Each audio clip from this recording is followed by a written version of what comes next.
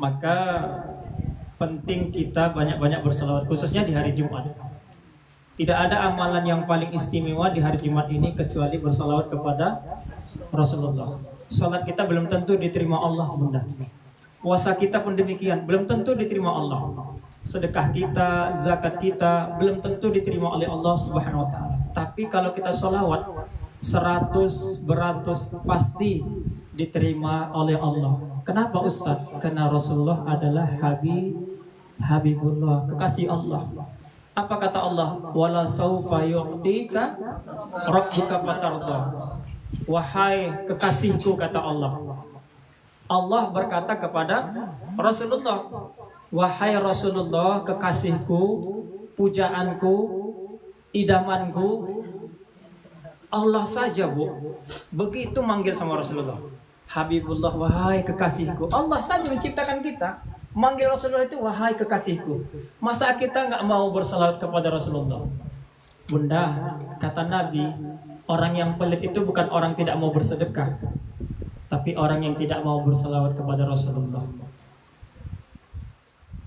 Mengaku umat Nabi Muhammad, tapi tak mau bersalawat. Pengen di surga dengan Nabi Muhammad, tapi nggak mau bersalawat. Ingin berziarah ke makam Rasulullah, tapi tak mau menjalankan sunnah-sunnah Rasulullah.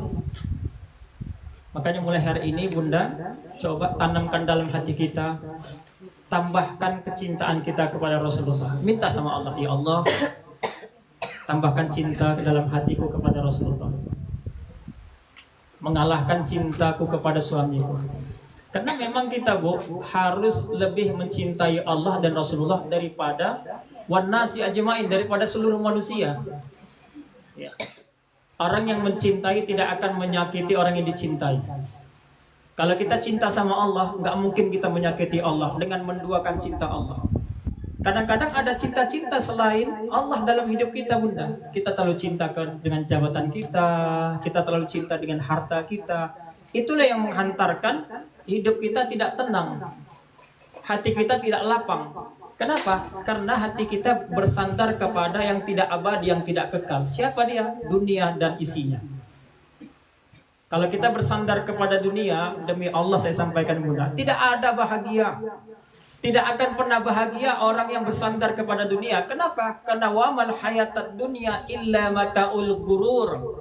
Dunia ini tempat persinggahan. Dunia ini tipu-tipu. Dunia ini sementara. Dunia ini fana. Dunia ini akan sirna. Bahkan dalam surat Ar-Rahman, surat ke-55, iya, Bu, kita harus ingat, Bu, dunia ini bukan tempat kita.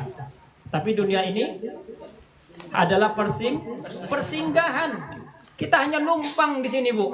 Kita hanya sekedar jalan melintas di dunia ini. Tidak ada yang kekal, tidak ada yang abadi di dunia ini. Kalau seseorang bahagia karena harta, maka Allah tidak adil, Bunda. Kenapa begitu, Ustaz? Karena hanya orang kaya yang bisa merasakan bahagia.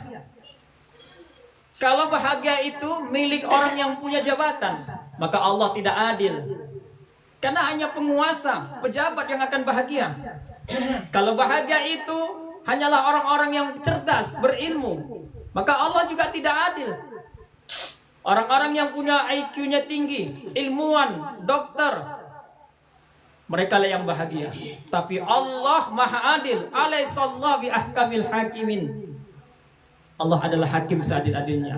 Allah letakkan bahagia itu bukan dari pangkat jabatan, Bunda. Allah letakkan bahagia itu bukan dari kecerdasan.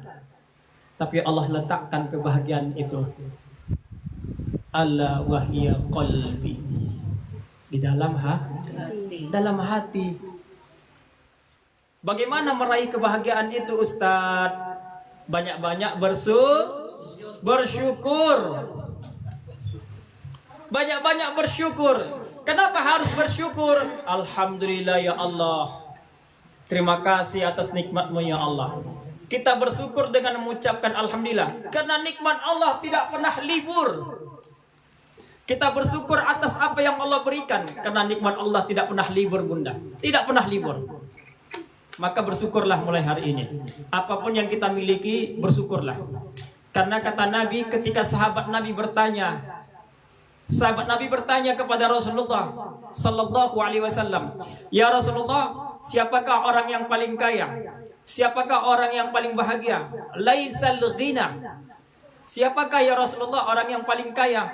Lantas kemudian Rasulullah sallallahu alaihi wasallam mengatakan, "Wa innamal ghina ghina nafs." Orang yang paling kaya, orang yang paling bahagia adalah orang yang senantiasa memiliki hati yang senantiasa merasa cukup apa yang Allah berikan.